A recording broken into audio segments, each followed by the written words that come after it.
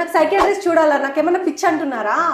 అయ్యో మేడం, ఏమైంది? నేను అసలు ఏం చెప్పనే లేదే అలా. మీరే కదా చెప్పారు ఐబిఎస్ అంటే బ్రెయిన్ గట్టు రెండు ప్రాబ్లమే అని.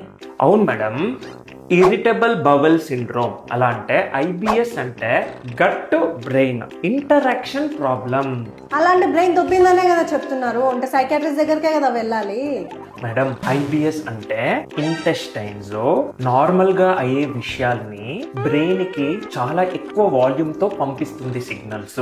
దాని వల్ల మనం ఇంటెస్టైన్స్ నుంచి బ్రెయిన్ కి వెళ్లే సిగ్నల్ ఇంటెన్సిటీని మెడిసిన్స్ వల్ల తగ్గిస్తాము. ఐబిఎస్ తో పాటు మూడ్ డిసార్డర్స్ అసోసియేట్ అయి ఉంటే అప్పుడు మనకు సైకాట్రిస్ట్ హెల్ప్ అవసరం ఉంటుంది. సార్, నాకు సైకియాట్రిస్ట్ చూడాలా? నాకేమన్నా పిచ్చి అంటున్నారా? అయ్యో మేడం, ఏమైంది? నేను అసలు ఏం చెప్పనే లేదే అలా. మీరే కదా చెప్పారు ఐబిఎస్ అంటే బ్రెయిన్ గట్టు రెండు ప్రాబ్లమే అని. అవును మేడం, ఇరిటబుల్ బవల్ సిండ్రోమ్. అలా అంటే ఐబిఎస్ అంటే గట్ బ్రెయిన్ ఇంటరాక్షన్ ప్రాబ్లం. అలాంటి బ్రెయిన్ దొబ్బిందనే కదా చెప్తున్నారు, అంటే సైకియాట్రిస్ట్ దగ్గరికే కదా వెళ్ళాలి. మేడం, ఐబిఎస్ అంటే ఇంటెస్టైన్స్ లో నార్మల్ గా అయ్యే విషయాల్ని బ్రెయిన్ కి చాలా ఎక్కువ వాల్యూమ్ తో పంపిస్తుంది సిగ్నల్స్.